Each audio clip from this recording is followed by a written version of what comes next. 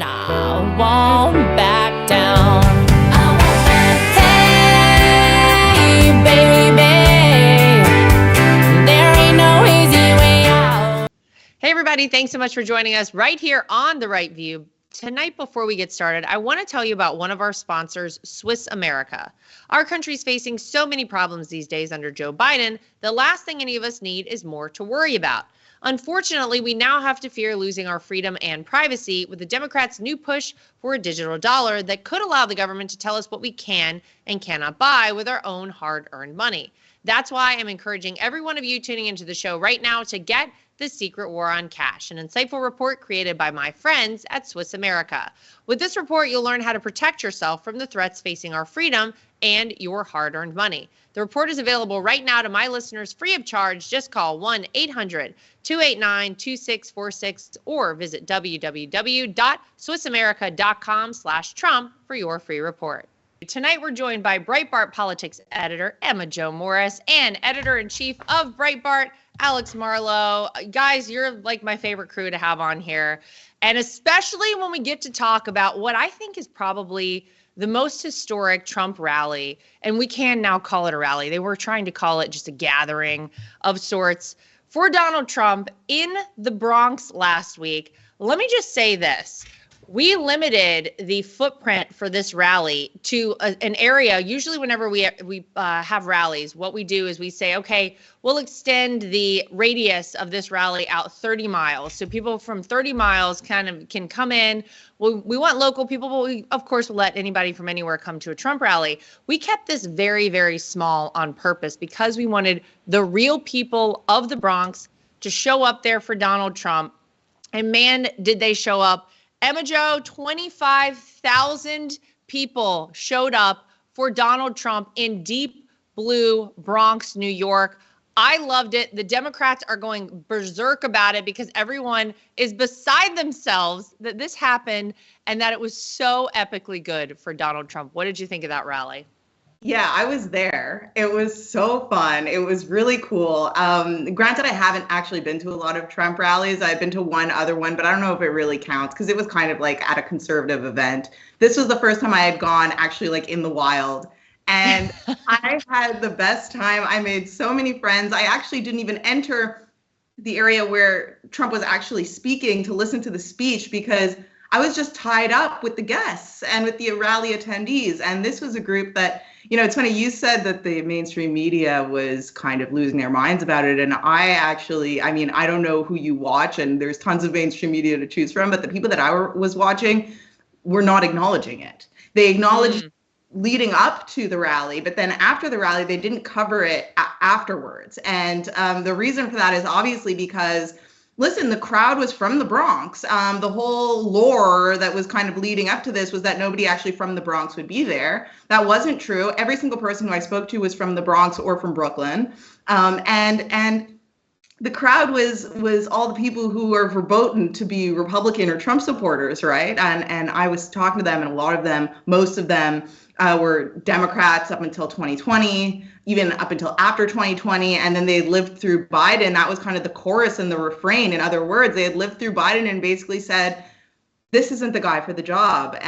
You know, the inner city is kind of painted as this like mythical place by the media and even by their representatives like AOC and Richie Torres. Like they have different interests than other working class people. They're not the same as the white working class people. And that could not be further from the truth. And that was why Trump did so well there, is these people are talking about inflation. They're talking about grocery prices. They're talking about gas prices. They're talking about globalism and selling our country out to the highest bidder around the world and Ukraine and all of that. They are exactly Trump support, like they're Trump supporters, textbook Trump supporters. And I'm not surprised how well it went after talking to them.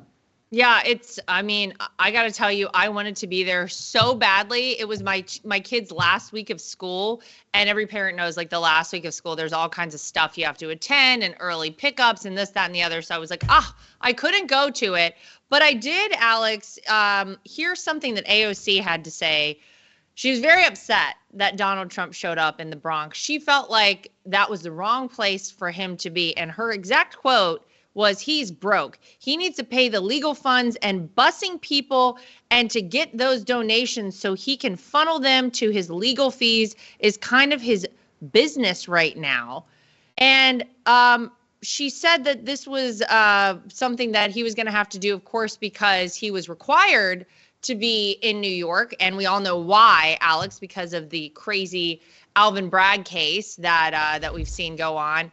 And I got to tell you, Anderson Cooper was also surprised because he was there reporting on it. He had a reporter there on the ground. The reporter said, well, it's certainly a bigger crowd than I think Democrats would like to see, particularly given this is one of the bluest counties in the entire country. And then she acknowledged one of the things that's interesting to me is the Trump campaign said that they were going to micro-target to get people from the community to come to this rally, which is exactly what we did, Alex. Loved it.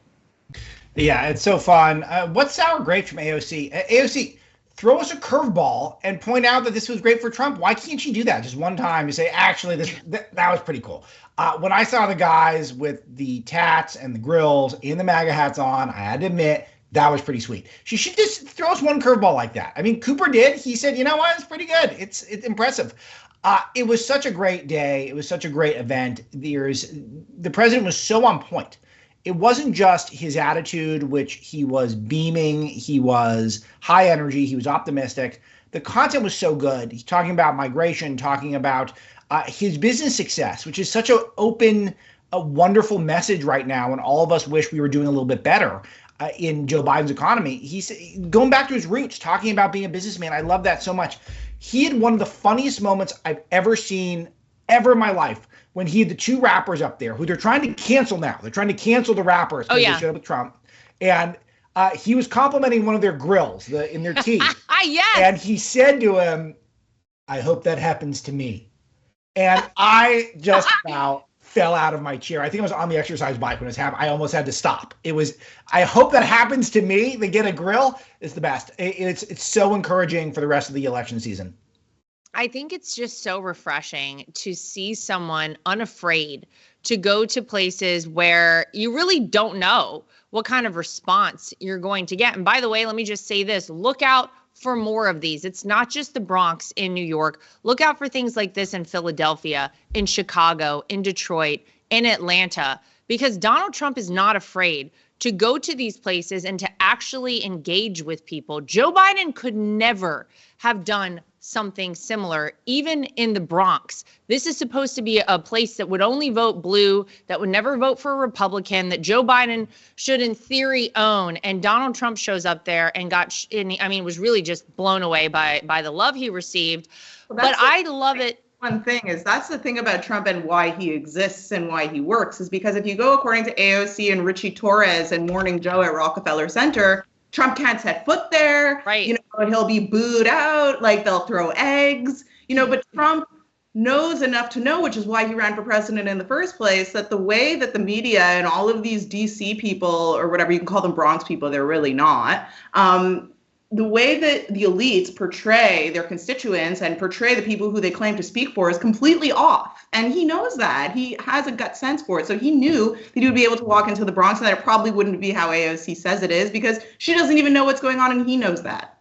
Right. Well, that's exactly right. And another place he went over the weekend, you probably saw, he went to the Libertarian Convention. And another place where you're probably walking into unsure territory where you probably are not going to receive the warmest of all welcomes.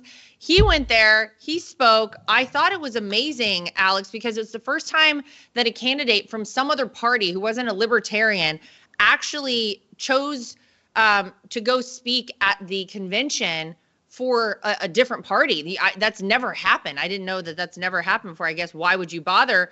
But he really was reaching out to these people and he was saying, listen, if you want to win, vote for me. I agree with a lot of the principles you have here. I agree with a lot of things. Heck, and I think the line of the entire event was whenever he's talking about everyone coming over to vote for him and he's saying, you should vote for me. I'm asking for your vote. And then they all start booing him and he goes, well, that's fine. If you want to get your 3% every 4 years, that's fine. You can do that. But if you want to win, you'll come vote for me. I mean, how much credit do you think he gets for showing up there, Alex? Because that's pretty badass too. Yeah, I love it so much. This is Trump, the marketing genius, doing this because it doesn't matter how it goes. He knows he's going to get millions upon $1 million of earned media. This is journalism 101.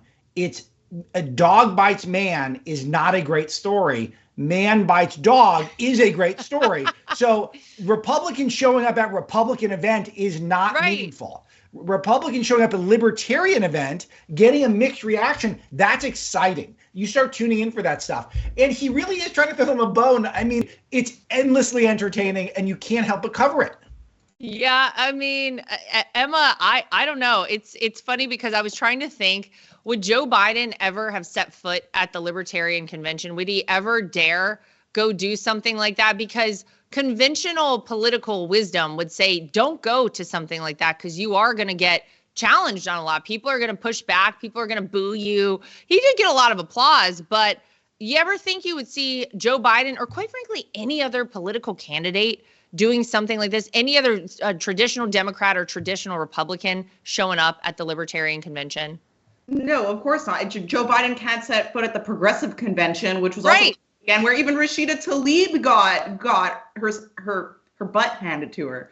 And she obviously is much more hardcore than Joe Biden, but Joe Biden couldn't. And part of the reason why he couldn't, aside from the fact that these people disagree with him and he doesn't know how to handle that, is that he has no vibe. The way that Trump kind of played that off, like that 3% line, was funny and intuitive and on the spot. And you have to be able to be on your toes in order to go into a hostile environment like that. It's the same thing with the Bronx, actually, although that didn't turn out to be hostile at all. But in any event, no, he can't because he's too stiff. He's too political and too scripted. So it wouldn't be able to work. Libertarians, sometimes, it depends who you ask, will either get, because they're technically right wing, they'll either get props for being principled, or they'll kind of get flack for kind of trying to tank Republican candidates. But they allege at least to have priorities and real things that they want to accomplish. Ross Albright is, I'm not going to comment on the Silk Road or the Hitman thing, but regardless, he is a hero of libertarians. And actually, the Silk Road was started, the concept of this, if you know anything about Ross Albright, the concept of the Silk Road was a libertarian cause and a libertarian concept, which basically was to have an illicit marketplace for the sake of having something that the government couldn't touch. And he's a hero for libertarians, and they're constantly advocating for his release from prison. And now, if they don't vote for Trump after that promise, it really does kind of, in pure Trump form, expose his critics for being disingenuous and just being Trump critics for the sake of it. Because libertarians have one goal here, and it's always been to advocate for these people. Julian Assange is another one. But Ross is really Ross is their prince. So to see the libertarians now come out and support that nothing candidate that they just elected apparently to be their candidate for president is such a joke. They have to vote for Trump now. And if they don't, they cease to exist, in my opinion. I just think it's great to at least ask, because if you don't ask for someone's vote, you're probably not going to get it. And I think that the one thing that people have to give Donald Trump credit for doing is going out there and at least engaging with people and saying hey, I'm here. I showed up. I want to talk to you about the things that I want to do for this country, my vision for the future, and I'm asking for your vote. And whether it's at the Libertarian Convention or whether it's with, groups of people who have primarily voted Democrat throughout history, throughout our modern history, like the Hispanic community, like the Black community, mostly voting Democrat. But you look at the polling right now with Donald Trump, and don't forget what he said back in 2016. What the hell do you have to lose? You've been voting. And of course, he was speaking to African-American voters, said you've been voting for this party for so long. They're letting you down. They're not doing anything to better your life or your quality of life or the future for your family or your children. Give me a try. Give me a shot. What do you have to lose? It's going so poorly right now for so many people out there.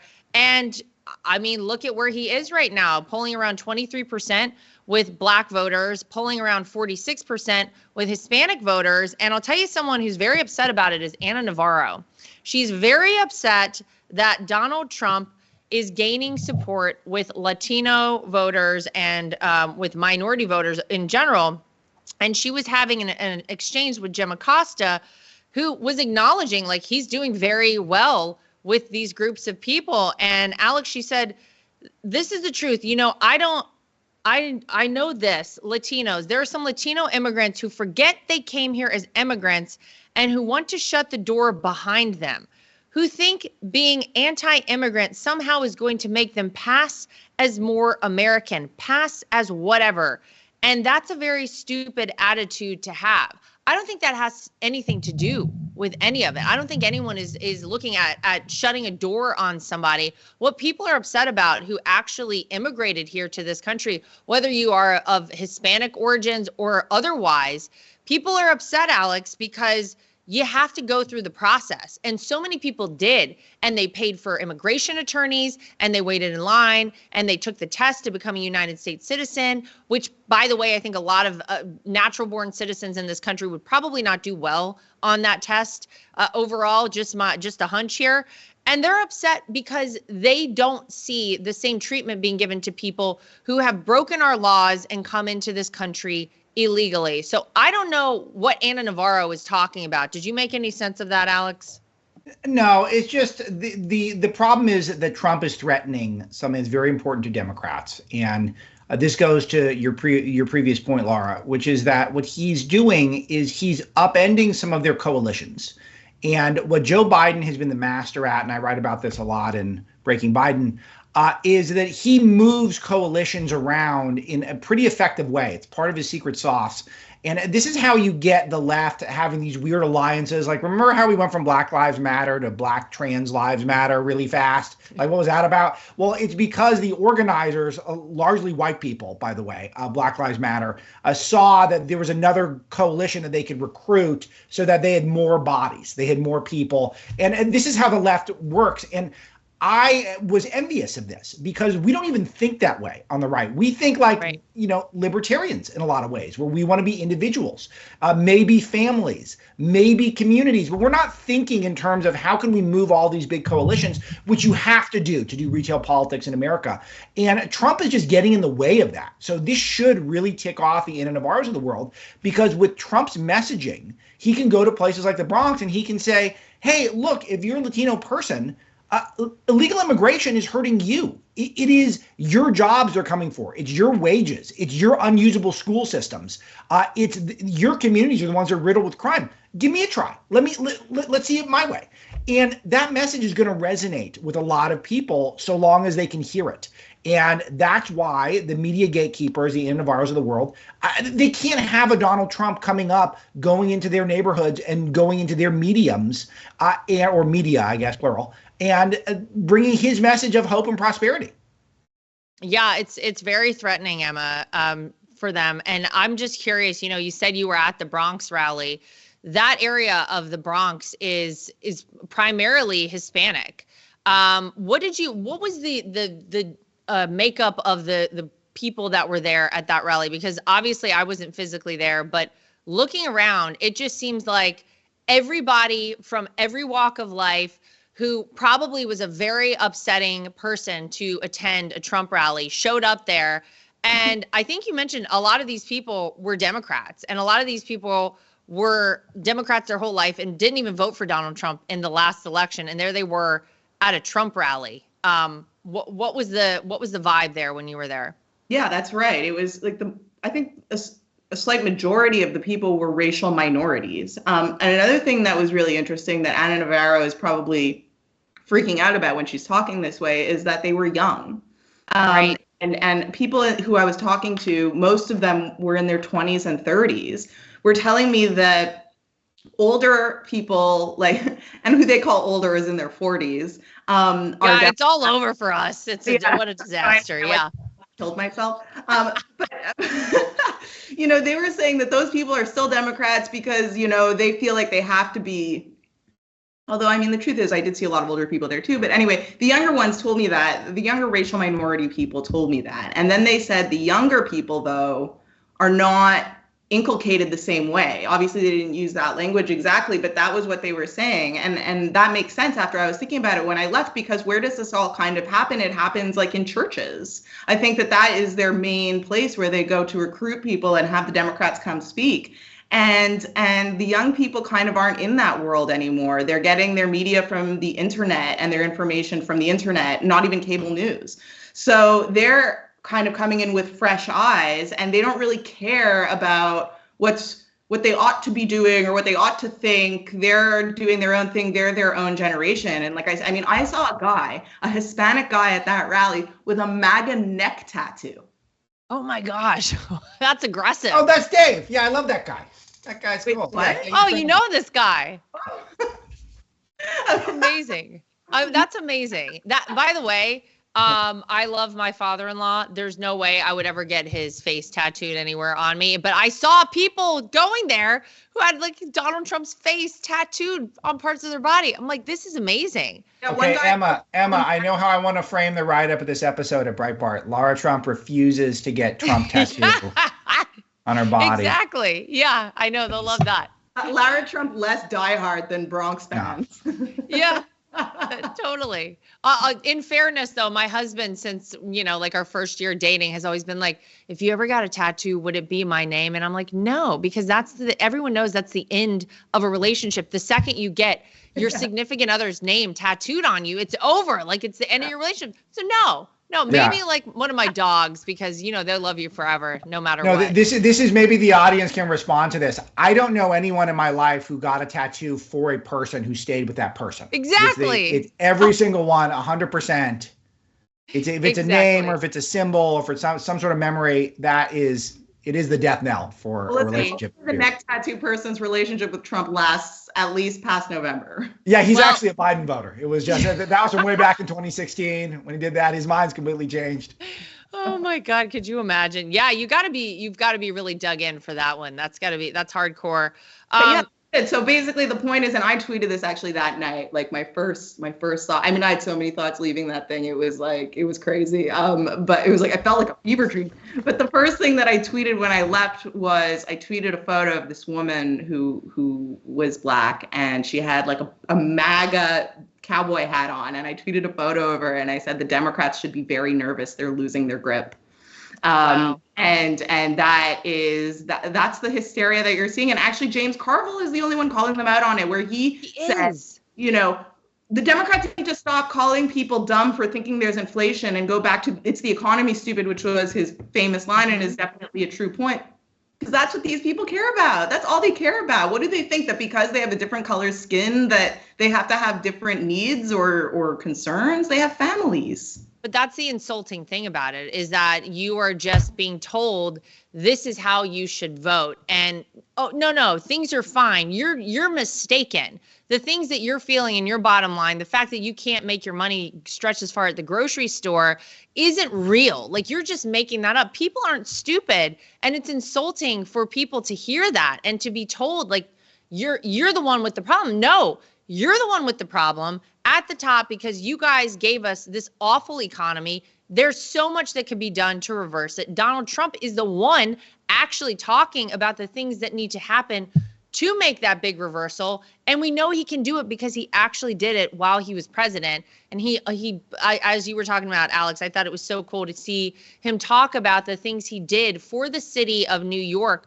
while he was just a businessman. He changed the skyline of that city. He talked about Woolman Rink, where they tried to get a refrigerator company the city had to come in and make a skating rink for the city of New York. No kidding. It didn't work out. A refrigerator company from Miami. So where did he go? He went up to Canada, and he went to one of the Canadian hockey teams, and he was like, hey, could you guys help me out? We're trying to build a hockey rink, an ice skating rink in Central Park. And lo and behold, ahead of schedule and under budget, Donald Trump got it done. He talked about multiple things like that he had done just as a businessman, as a guy living in this great city of New York. And that's something that people can relate to. That's something people understand. Joe Biden, in his wildest dreams, couldn't even have thought of coming up with any of that material, because he's got none of it. Lara, can I second your point about the ice rink? Because for Donald Trump also happens to be one of my favorite authors. Because I've read many of his books, and he wrote a famous one called Trump, The Art of the Deal. Most people drop the Trump part at the beginning. He did throw his name in there. People always forget that. And it is an amazing story. The Woolman Rink story is unbelievable. And of course he's going to talk about this stuff because he really did these things. And what did Joe Biden do? He moved his coalitions around. He tried to push legislation that did nothing. He spent a bunch of our money. He raised all of our prices on stuff. It's he released more strategic oil reserves that he has absolutely no right to do. And that's it. That's all he's done. And so Trump's got these real stories. People love hearing them. He's going to keep telling them. And if this is what the campaign's about, Trump's going to win by a lot. All right, if you suffer from chronic pain, listen up. Here's a way to help you get real relief. As a fitness fanatic, I understand that recovery is just as important as the workout itself. But whether you're recovering from an injury or just looking for everyday relief from pain in your joints and muscles, nerve pain, fibrosis, and inflammation, I recommend Golden Revive Plus from Up Wellness. This advanced all-natural formula combines 6 powerful anti-inflammatory ingredients, including a proprietary turmeric extract that's 200 times stronger than raw turmeric. All of this to address the root cause of your pain, reducing scarring, swelling, and tissue damage using the healing power of nature to help your body heal itself. Formulated by husband and wife team, Doctors Josh and Amanda Levitt, Golden Revive Plus gives you real pain relief and better range of motion, plus better heart, eye, and brain health. Join the over 300,000 Americans who are already using Golden Revive Plus to get and stay pain-free. For a limited time, you can try Golden Revive Plus for 30% off at goldenrevive.com. Just use promo code Trump at checkout. You may have heard Mike Lindell and MyPillow no longer have the support of their big box stores or shopping channels the way they used to. They've been part of cancel culture, so they now want to pass the savings directly onto you by having a $25 extravaganza. When Mike started MyPillow, it was just a one-product company. But with the help of his dedicated employees, they now have hundreds of products, some you may not even know about. To get the word out, I want to invite my listeners to check out their $25 extravaganza. 2-pack multi-use MyPillows, just $25. MyPillow sandals, $25. Their 6-pack towel sets, $25. Brand new 4-pack dish towels, you guessed it, $25. For the first time ever, the premium MyPillows with all new Giza fabric, just $25. Orders over $75 will receive free shipping. This amazing offer won't last long. Go to mypillow.com and use promo code Trump or call 800-624-3945 today. Well, that's what we're making it about because that's real life for people. The Democrats would like to keep it on things like virtue signaling because we know that they're experts at that. And there is a bit of a virtue signaling situation going on in Illinois right now. You have Democrats in the state who are trying to get rid of the term offender when applied to a criminal, and they want it now to be, Emma, a justice-impacted individual. So they say that this is an effort to help reacclimate people who have served their time and are, going back into society. They have a bill, this is Bill 4409, to change the name in every legal documentation in the state of Illinois from offender, again, to justice-impacted individual. Are you kidding me, first of all? This is one of the crazier things I've ever heard. And I get it. You want to go get a job after you've served your time, and nobody should fault you for the fact that you made a mistake. You actually did what you had to do, and maybe you've seen the error in your ways, and now you want to move on with life. Great. But justice impacted individual is a joke. The critics of it, of course, are saying, well, hey, that's great that you want to make this like a really soft term for people who broke the law for criminals. But we now have to reprint every item of our materials statewide to now change the name from offender to justice impacted individual across the state. So in every official document, they're going to have to spend so much money just to change the name. But this is the kind of crap the Democrats do instead of actually doing things that are going to better someone's life overall in this country. This one's really something for me. Well, that's it. I mean, I'm still thinking about what Alex just said, which is the same. It's all the same thing. It's all the same thing. Is that they're talking about nothingness, and you can kind of get away with talking about nothing and like all these like kind of like bourgeois musings when people have a job. But people are like gapping their credit card bills right now. I met a guy again at the Trump rally who said he sold his car because he couldn't afford the gas payments, and the car payments were becoming, a stupid expense because he couldn't afford gas, and he just wanted to save his money, so he sold his car. Like, people in that position don't care about this like word stuff or whatever. It's too stupid. And if they keep on this and they keep on with these, like, there's no other way to describe it other than like bourgeois philosophizing. Nobody cares. People need concrete change in their lives because they're really desperate. Alex, it's so much of the thing I talk about all the time, which is that I feel like the Democrats tend to operate or solely operate, generally speaking, in emotions and in evoking emotion in people. And that's how they bring in their voting base. And Republicans, on the other side, are doing the opposite. We're saying, here's where you judge us. Judge us on what we have done. Judge us on the facts and the results and the truth, not on emotion. If we wanted to go with emotion, there's a lot that we could do, but we don't operate in that way. And this is so much of the same thing. Like, it feels good to say, oh yeah, we're going to help people. We're going to change the name so that a criminal, after they serve time, whatever the whole rationale behind that is, feels good to do stuff like that. Feels good to just let everybody in the country. Feels good to cancel student debt. Feels great to do those things. Makes you feel good. At the end of the day, though, it only can get you so far as long as things are going well for people. And to Emma's point, things are not going well for pretty much anyone out there across the country.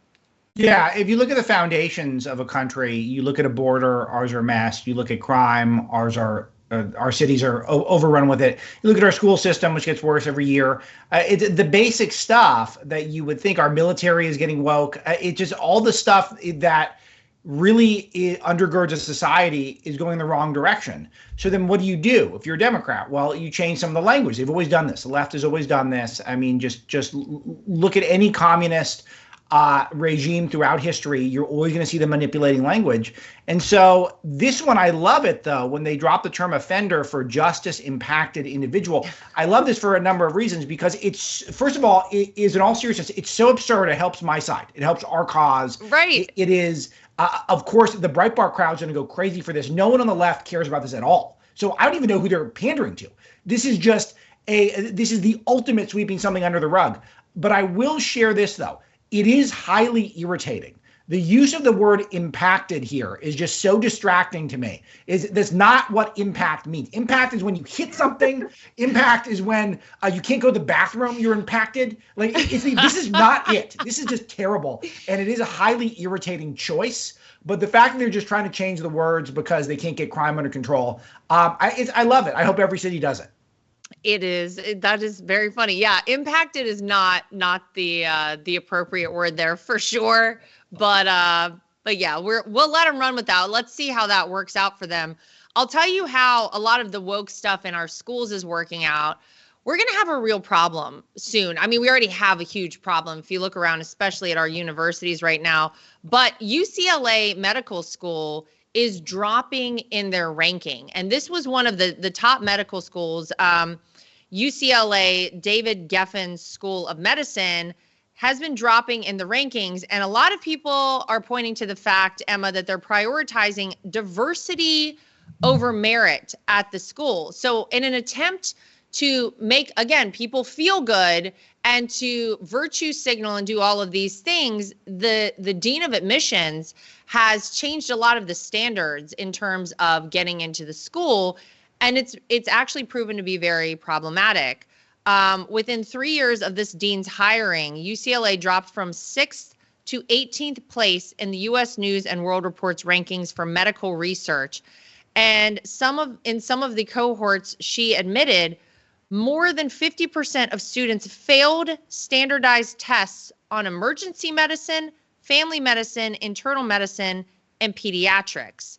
And people are really talking about what a problem that this has become in their school. And you think about where this leads down the road. You know, you start kind of moving things when it comes to the testing so that your students can graduate. You're saying, hey, it doesn't matter because look at us, look at our equity here, look at what we've done as a school. I don't know. Do you want somebody that's going to be graduating from UCLA medical school in the coming 4 or 5 years operating on you one day down the road? Where does something like this lead? Because this is a very troubling thing to hear. Yeah, it's absolutely terrifying. You know, this woke stuff was always kind of like this stupid little thing that was going on in the liberal arts faculties. But once you see it moving into the sciences, that's when it gets really scary and really bad. I mean, it's not okay in the liberal arts either, because that produces our the people in our government. But like, at least you're not going to like die if you have some woke idiot, as your mayor. I mean, maybe you might, but, you know, doctors are kind of a different thing. And the only thing that it kind of makes me think of is it's kind of post-apartheid. You know, that's like, it's way too far. It's no longer just this cute ideological thing. It's, you know, you're putting people actually in danger. You're ranking people based on their race and then admitting them into positions that they can't handle clearly. And I'm not saying that obviously because of their races, because I don't know any of these students, but I'm saying it based on the rankings that you just read. Right. And it's like, this is life and death stuff. It's life and death stuff. And not only is it life and death stuff on the part of the doctors, but it also translates into the part of the patients. For instance, you know, Joel actually just announced this on Breitbart News Radio, so I guess I can talk about it at work, that my wife is pregnant. And, you know, so I'm really interacting more with the medical system in ways that I kind of hadn't in the past, where I was just going for checkups once every 10 years. And once every 10, oh my God, we're glad you're still around, Emma. I'm fine. And though the forms, though, that you see are kind of asking your race. And I'm like, we're both like, why? Like, leave blank, obviously, but why are you asking? And I just get really uncomfortable when I start to see the race essentialism leaking into the sciences. I get really uncomfortable as a patient and really uncomfortable, obviously, just in general, because it brings down the entire level of our society. Our society is really benched on, like, do our bridges work? You know, do our doctors work? You know what I mean? And then the rest of it is kind of just for fun. But this is in a territory that's really, really bad. Well, congratulations, by the way. We're very, very happy for you. Very exciting. As Alex and I will attest, being a parent, I think, is one of the greatest things in the entire world ever, hands down. And I would have never said that before having children of my own, because I was always like, oof, I don't know, like everybody with these wipes all the time and the whole thing. It was a lot for me.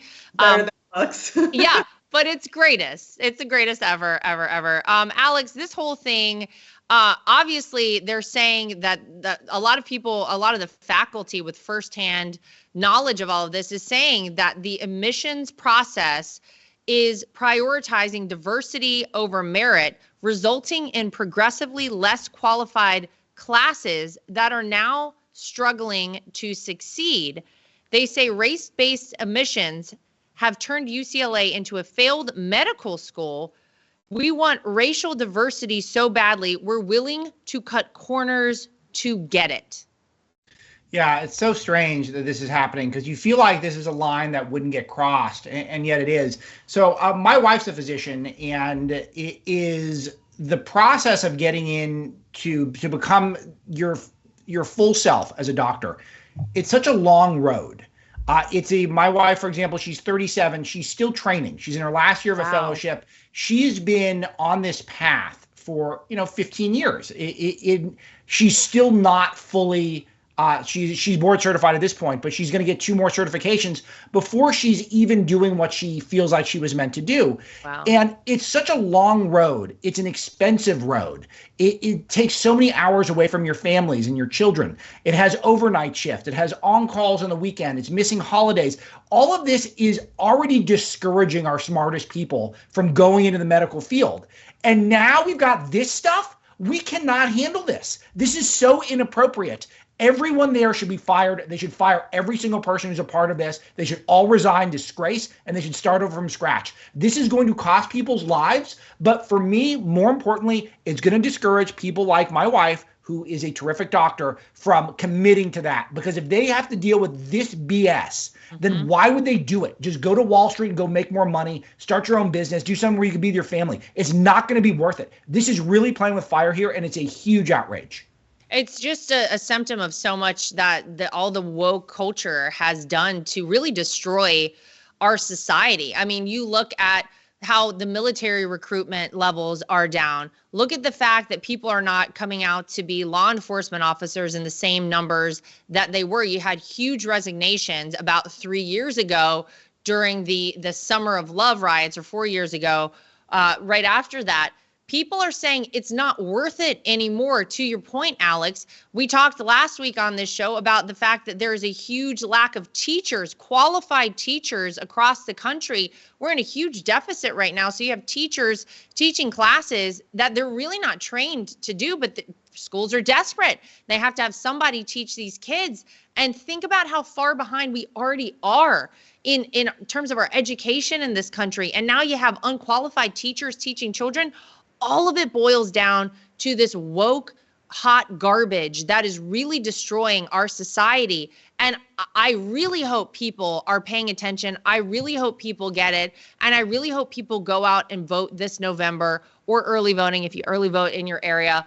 Like, our future of our country depends on it, because I really believe it does. If we continue in this direction, it is terrifying, as you say, Alex. I hate to even think about what it means down the road, especially when you have Elon Musk coming out and making a rather terrifying, a couple of them, prediction about AI, which is something, Emma, I've talked about artificial intelligence for a while now and how upsetting it personally is to me. I just don't like that it just sucks anything. All the value that human beings had seems like it's being removed.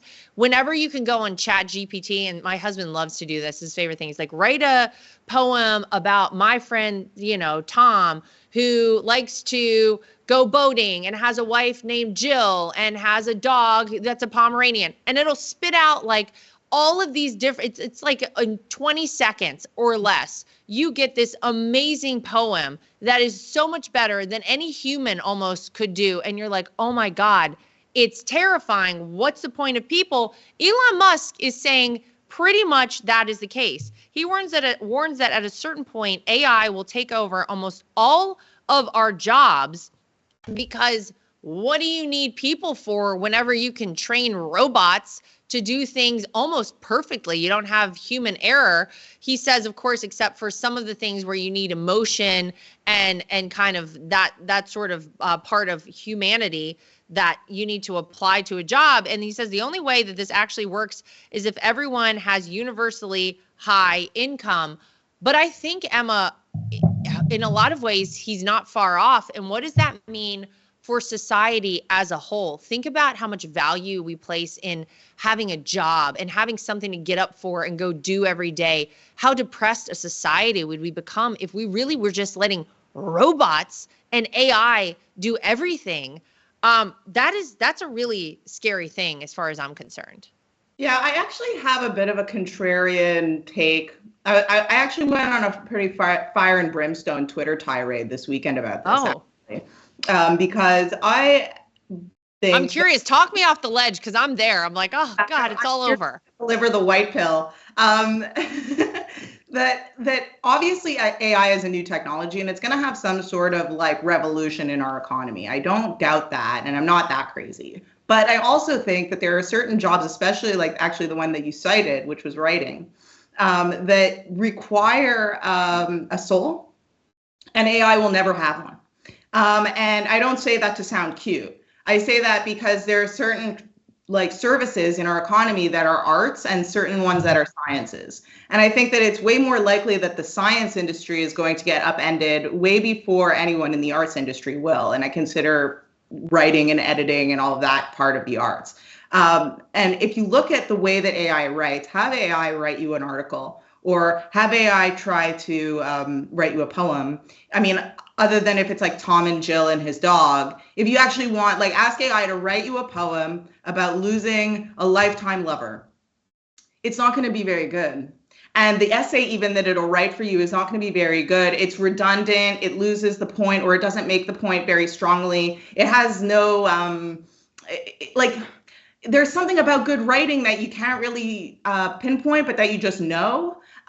And that's what makes it art. And AI has not learned that. I don't think it will learn that. Also talking about, like, let's say just the images of art that AI makes. I wrote a long column about this about a year ago about AI art. And if you look at the way AI art works, it's flat. It's super flat, and the writing looks super flat too. And I just cannot imagine that somebody who wants a really amazing writing product that they're going to pay for, i.e. pay somebody a job to do, is going to be happy with the product that AI produces. And I do not see how it learns well enough to surpass human ability on this.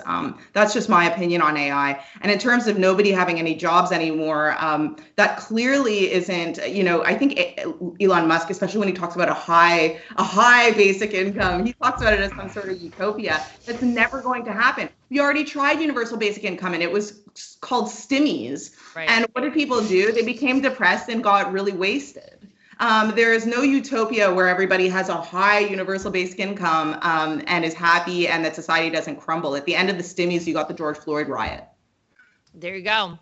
Well, what I'll say is I hope you're right. And I agree with you too, in terms of when you read something that it's about the soul, and it's about putting your soul into something and really evoking emotion in people in a way that I don't know that maybe a robot or computer can never do. Although Elon Musk does say by 2025, which is not far off, folks, that the AI is going to be smarter than any human. The other thing, Alex, that he said, which I try to limit everything that my kids do on a screen as much as humanly possible. It's quite frankly why when they come home from school every day, we go straight to sports, straight to activities. We are not even in the house. We're gone. They're moving. They're always going. He says that they're being programmed by a dopamine maximizing AI for kids, that parents should limit the amount of time their kids spend on social media because of that, because the dopamine produced by the brain whenever kids are on there scrolling, and I would say obviously adults too, is something very unnatural, and that we are not able to then achieve in any other way that is so easy to just sit down and scroll. And it is concerning. I think about this a lot. I grew up, and I think all of us grew up in a time before cell phones. And I mean, my parents were like, get outside. I really don't care what you do. Just go outside. I say that to my kids all the time, but I know that it's still hard because phones are around and technology is around. And I always think, what's going to happen? What's this generation like 30 years from now who are young kids right now? What are they going to be like? How will that be? Will they have issues of depression and all these sorts of things because they can't achieve that feeling in any other way other than being stuck on their phones? That is a scary thing too. Yeah, it's horrifying. You will not find a bigger advocate against the phone-based childhood, which is what we're seeing. All the data is coming in, and it's all as bad as you could imagine. It's just the level of depression, the fact that children are not getting the social skills that they need, so they're not. They have arrested development going into adulthood. Their relationships aren't as strong. They can't hold jobs the same way. Is really bad. This is a massive rewiring of our brains, and we're just all participating in a huge social experiment and not talking about it in those terms. Truly, truly horrifying stuff. And God bless you for getting the word out. Seriously, it's really important. We could not talk about anything bigger. I will say, back to AI.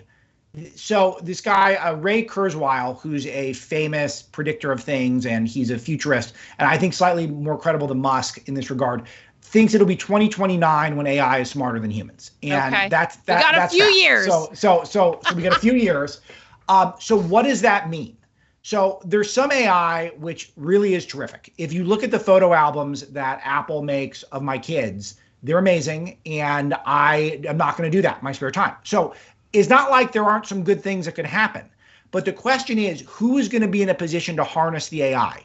And right now, it is all the worst people in the world. It is left-wing Silicon Valley. It's globalist Davos. These are the people who are calling the shots. They are the ones who are feeding the machines that will then be spitting out the information and the new technology. And I cannot imagine that's going to go well long term. So the question, though, for me, as not a futurist, not a technology guy, aside from that I'm a journalist, I'm supposed to read everything. For me, I'm thinking about societal changes that could happen. I'm deeply concerned that if AI does take away more jobs than it creates, it'll create some jobs, just like any technological change.